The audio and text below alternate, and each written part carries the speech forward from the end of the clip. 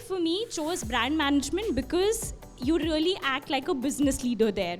It's not just marketing, right? It's no longer just about you defining or designing advertising campaigns.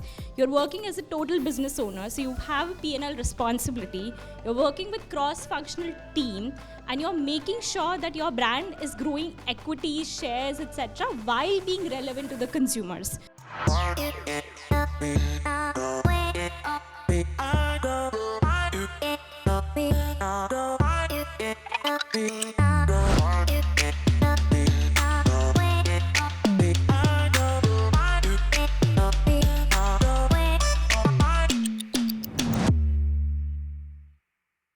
Let's start with your introduction, Ashi. So, how would you introduce yourself to our audience? Hi, and happy to meet you all. I'm Ashi. I currently work as a senior brand manager at Procter & Gamble, managing one of their very iconic brands, Vicks. I've had the opportunity and the privilege to work on very diverse set of brands in the past, each with its own personality and unique challenges. Have had a chance to work on ZQuil, which was a sleeping supplement, Durex, a brand I'm assuming everybody's familiar with, a child nutrition brand called Enfamil, etc. in the past. I graduated from MICA in 2021, so I've been working for the last 4 years. I've had experiences in broadly the FMCG sector, but across direct to consumers and the e-commerce space. I think my passion area really lies at the intersection of consumer behavior and technology. So hopefully through the session, you guys get a bit more perspective on that. Awesome. And what were some of the careers, Ashi, you had shortlisted or decided on before finally thinking of doing brand management as your career? I think I was definitely excited about brand management. Before joining campus, I had tried to look at the career trajectory of different people and see what really resonates with me.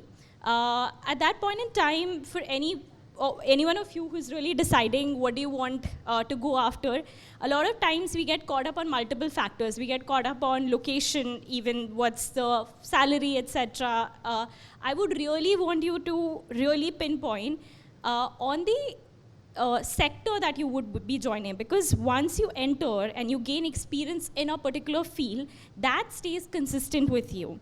I, for me, chose brand management because you really act like a business leader there.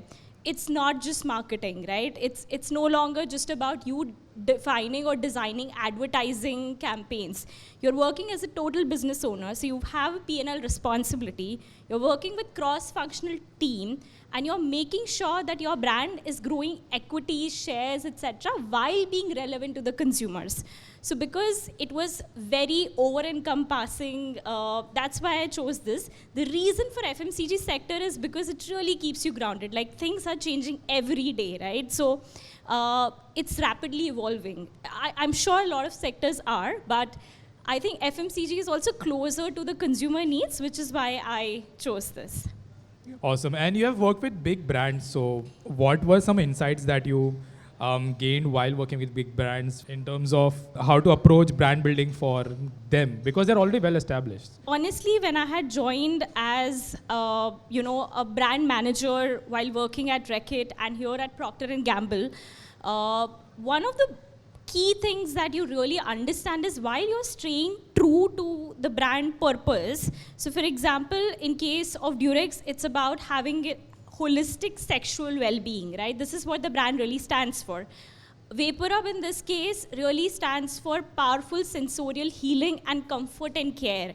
So while staying true to those equity, what really changes is consumer needs keep changing, so you keep evolving with that. So for example, in each of these brands, you try and understand what are driving people to purchase your brand and what is a category barrier. For example, in case of an ointment, people might have a barrier that it's too sticky. So you try and work towards innovation related to that. So what really helps is you staying close to consumers, and there are various means that companies have for doing that.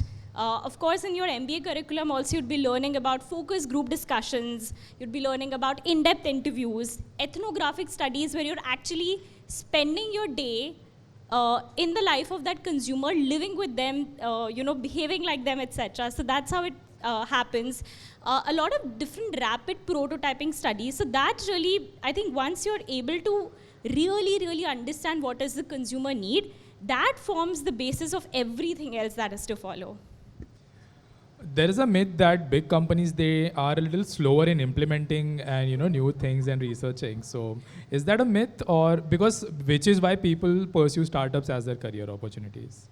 So of course, with bigger companies comes more complex and defined framework, but that is also for a right reason, right? Like the reason you would trust a bigger brand, say a Vicks over any other brand, is really because you understand that if they are putting out a product in the market, they would have really tested it. They would have ensured that whatever that they're claiming is actually true. And one of the big tectonic shifts that's happening right now is that consumers are becoming more aware, right? Like in the past, I really don't remember looking at different brands, reading their ingredients, actually trying to understand more about them beyond what they just used to advertise.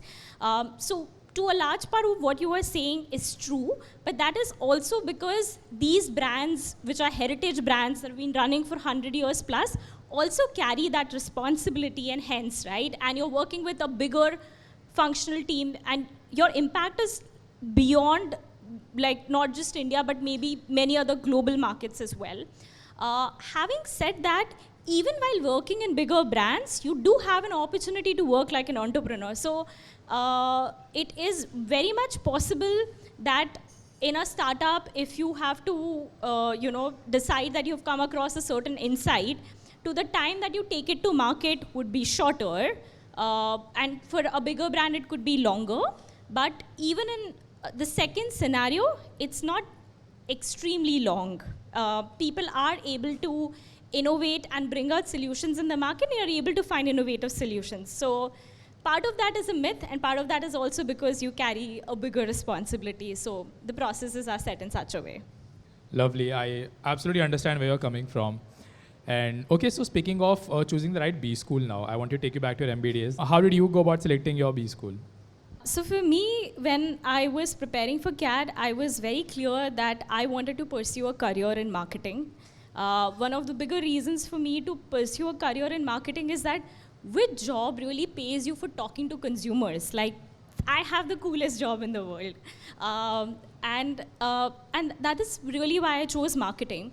At that point in time, when I was trying to pin B schools, obviously you look at certain things in consideration. What are the kind of courses that are being offered to in a B school? At that point in time, MICA was offering different courses like semiotics, like luxury branding, etc., which were not being offered by any other campuses. You try and look at what is the kind of trajectory that the alumni have had. So that really also helps you understand what kind of network and what is it that you are really setting up for. Of course, beyond just these couple of factors, what really you have to be like just acknowledging the fact that it really doesn't matter where you start from. Like you might start from an IIM, you might start from any other different college. What really matters is when you join a company, you're in a level playing field. Right? So that's when your attitude of having a mindset of curiosity, learning, and delivering is what really matters. So yeah, of course, I'm sure like everybody is at a juncture where they're like, oh, which B school should I enter? Or, oh, that was my dream B school and I couldn't make it to that. And do I really, have a chance or a shot at success? You have it, trust me. I think what matters is where you really take yourself from here. So just remember in these 2 years, ensure that you learn a lot, you really grow as an individual. I think MBA is one of the times which are called as metamorphosis for a lot of people because you completely change versus what you enter as a personality. And of course, like take it like from wherever you are starting, having the right attitude and learning mindset would really take you places. Even if you do not end up joining your dream company. For me, I really wanted to be in the FMCG sector doing core brand management. But I started in e-commerce and then I moved to brand management. So it's also very much possible to change your trajectory. So don't be fixated on any of the notions that people tell you. I think your mindset or your attitude above anything else. Ashi, I'm assuming you might have a lot of IM graduates also working with you. So my next question obviously is, how much of a B school brand really matters after a certain point in your career? Once you have joined a company, it really is a level playing field. I think what might matter is certain companies, because of the kind of alumni network that they're having, right? So for example, since I've graduated from MICA, I obviously will have a soft corner, and I will understand that if somebody has entered MICA, what are the challenges that they've gone through, and what is the kind of learning and impact that they would have had. So to be honest, of course, when you're trying to enter into a certain company, having a good alumni base there can have an influence once you join, because obviously they might have certain selection criteria in terms of the kind of B school, etc. But once you're there, it's really level playing field. So it really matters on what you do there, and your work really speaks for yourself once you join the corporate. It's as simple as that. Right. I love that answer. Because it clearly shows the emphasis on the kind of value that you bring to the table over there. Perfect. I also wanted to ask you a little bit about internships. Lately, whenever you are choosing internships, you sometimes see there are junk internships which only requires you to do operational work. Let's just say if I want to, again, get into some career, how do I choose the right internship for me? Do I need to look at certain things if I want to convert that opportunity full time? I think internships are really a great opportunity. In fact, I would look at internships and live project both. So if you are trying to understand whether you want to go in advertising, or let's say whether you want to get into brand management or an allied field, right? You having had hands-on experience helps you in two fronts. You really know what is the kind of work that's being done in the industry. That's one. Of course, and it's a big resume point that really adds to your CV. Specifically, if I talk about or look back on my experience, since my second year was really from the infamous COVID batch, I had a lot of time on myself because we were not living in campus. And I really turned that as an opportunity, because I approached people on LinkedIn saying that this is the kind of experience that I'm looking after, and I would love if there are any live project opportunities. Of course, you get a live project opportunities on campus, etc. But I tried to create opportunities even when they did not exist. And I ended up bagging a few internships / live projects. And I did it across different sectors for me to get a flavor of what to really expect once I joined there as a full-time employee. I think when you are doing, let's say, your summer internship, which is designated, right? And there you know that if you do really well, you might have chance of landing a pre-placement offer as well. I think even in that case, when you start your summer internship, all of you are given one specific problem statement for which you have to work on for 2 months and give the best possible solutions. A lot of times people end up making that mistake that they want to impress their manager by going very fast, that in one day they've been able to crack it, or by making some really fancy presentations, that people miss out on that actual problem. So really spend a lot of time in sharpening the axe, which is, if you understand a problem very well, that's a problem half solved. Right? And it not only goes for internship, it also goes for case competitions. In fact, case competitions are a great way for you to bag chances to get a pre-placement offer by different companies, right? Because a lot of companies use those for you to get an interview opportunity. So really spend time very well on understanding the problem statement that you're working towards. Have the right mindset of learning and curiosity. Talk to people who are either working there as a full-time employee or have interned there before, so that you know or / ask the right people for support. It's not possible that in an internship you already know everything. So do not hesitate to reach out for help. And the last and very important thing is time management. Have a CPS to yourself, because you exactly have 2 months. Do not delay things to the end, because it shows in the quality of work that is going to reflect, right? So ensure that you are also staying on track during the project, and keep your manager or whoever is it that you're interning for really updated on the progress, right? So a lot of time what happens is you might have a certain vision in your head which may not translate into a business outcome. So it's very important for you to really have conversations with your internship sponsor to ensure that you're staying on the right track. I think that would help. You have mentored many MBA students, right, for admissions and interviews. Yes. What are some of the common mistakes you have seen them make over and over again, and some of the mistakes that they could avoid right from the get-go? Okay. When I'm mentoring a lot of MBA students, I realize that everybody has a dream and ambition in mind. But having that dream and ambition, as much as it gives clarity to people, at times people come with a fixated notion that, okay, you know what, this is the kind of industry that pays really well, or this is what, sales job is stereotypical for X kind of people, etc. So I think that's one of the classic mistakes that I've seen people make, is where they have very fixated notions in their head. That definitely does not help. So be open to the possibilities of learning and growing. Of course, talk to as many people as you can, get clarity on where is it that you want to envision your career heading towards, but don't be too fixated on something, because if in case it does not happen, then you lose all that motivation and you're not able to grow further from it. So that's one thing that's very, very important.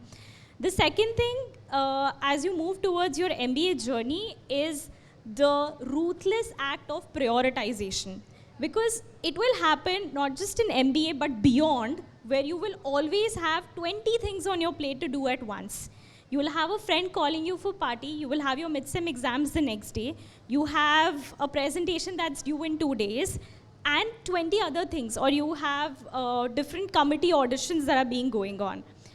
Once you understand what are the things that matter the most to you and where you can make impact, that's where you prioritize your time and your energy, so that tomorrow when you reflect back, it's not that you're just acting out of things that are just happening to you, but you are making things happen. So second is really about time management and prioritization. The third thing really is, a lot of students underestimate the importance of networking, because instead of looking as other person as a peer whom you can learn from, everybody is in a rat race. A lot of times people start looking at other as a potential competition, right? Especially when you're going through placements. Trust me, that's when you need maximum support. If you haven't had a chance to prepare for some company's interview that's going to happen, and your friend has, supporting each other in times of need really, really matters. And networking goes beyond just B school. When you graduate and you really have a very, very solid network, people say that your network is equal to your net worth. So ensure that you also, even if it means for you going out of your comfort zone, because everybody is trying to go for a master's in management, right? So in management, communication is extremely important. So again, don't stereotype yourself, even if it means for you to go outside of your comfort zone and network with people, definitely do that. I think these are the 3 most important things. Lovely. Guys, so far any questions? Hi, Ashi. So my question is regarding to the brand management thing. If I want to pursue brand management, what skills I need to basically prioritize at this point of time? Perfect. I think the technical aspects of brand management can be learned. And this is what you will learn in your B school. So when it comes to, say, profit and loss management, media strategy, communication strategy, go-to-market strategy, etc., those really comprise for the technical aspects of it, all of which can be learned. The most important skill of brand management, like I told, you're acting as a total business owner. So you are a project owner who is working with cross-functional teams to make things happen. So how my day would typically start off with is, I'm having a conversation with the research and development team. We have come across a consumer barrier that a lot of people, for example, find certain ointments very, very strong. Can we have a milder ointment so that we are able to drive penetration among consumers who are not currently using us? I have to closely work with R&D team to develop certain prototypes of products that can be made available, certain concepts, etc. Once that is approved, I go to the regulatory or the medical team that, okay, this is a product that I want to test and market, but first I have to ensure that the product, that there is a stability to this product, right? So that there is no adverse effect tomorrow when the product is being launched in the market, right? So you're working with them, you're working with legal team to get clearances, etc., etc. Once you've done that, you now are trying to create demand for that product / make it desirable. So you're working with agencies to make a communication strategy. Once that's done, you're driving to drive distribution for the products. You're working with your sales team, the go-to-market team, etc. Right? And so the one most important thing, as you hear my answer, you really realize, is having cross-functional management skills. So when you enter your MBA, let's say you end up joining any of the committees where you're supposed to interact with the admin of your college, students of your college, different teams, let's say talking to external recruiters, etc. Knowing how to manage them all towards one common shared goal, right? Because you are the one driving that. That is the most essential skill. So once you understand how to work together as part of the team and drive them towards a shared goal, I think that's when you will really excel at brand management. Thank you so much. Hello, ma'am. I'm happy that we share one thing in common. Even I am looking to pursue marketing because I love interacting with the consumers. So that is one. So I'm happy to hear that from you. So my question is, now say like, if I want to pursue finance or something of that sort, we have certain skills like they say that you do this, you will be good to go in finance, something of that sort. But from the past 2 to 3 months, I'm trying to explore marketing in that way. Marketing is never like you read a textbook, you become perfect in it. It is something practical. And I am not a person who is interested much in digital marketing, but the brand, what you said, like your day in life very much motivates me.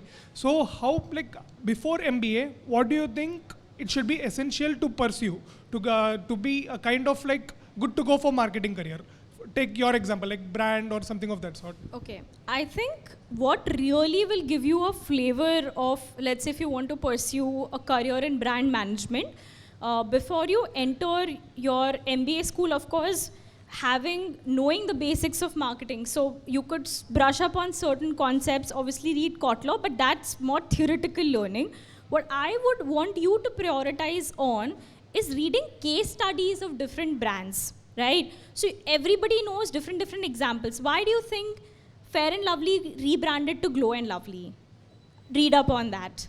Why do you think, let's say, when a particular brand was launched, it was able to take market share from some of the leading brands? Why do you think a lot of these D2C companies are really able to compete against the entrenched players? What distinct proposition that they really have, right? When Maggie went through a crisis, it was able to bounce back and yet get its market share. What was it so strong about Maggie that really helped it bounce back? What is it that people in those situations really did? So you'll find a lot of such case studies and material which is very practical in nature, because you're literally emulating being and reading up on that, right? In my particular case, I launched a new category in India of sleeping supplements. Tomorrow, if there is a case study on that, you know that if you have to launch a new category, what are the challenges that go behind it? How is it that a marketer really thinks and solves for it? And when a company did a certain activity, what was the kind of consumer response to it, right? So reading up on case studies, you will find a plethora of resources on the internet. That's going to help you the best. While you are in B school, participate in case study competition, not just for the sake of, hey, I want to bag a PPO / win this competition. Of course, have a winning mindset. But even if you end up not making it to the different cuts of a case study competition, it will give you a lot of learning, because they will give you a live business problem that a company is facing, and you are expected to wear the marketeer's hat and solve for it. So, and those are the kind of examples that also you can quote when you're in that interview stage. That shows that you have hands-on learning or experience. I think that will help. Thank you, ma'am. We, as consumers, think we are really loyal, but in reality, we're not. You study, sleep, socialize. So you can have only two at once. So if you are studying and sleeping, you get no time for socialization. If you are studying and socializing, probably no time for sleep. And the third case, so on and so forth. Companies would understand or follow innovations that are, say, happening outside of India. What's happening next in the Korean beauty segment, right? What's happening in other markets?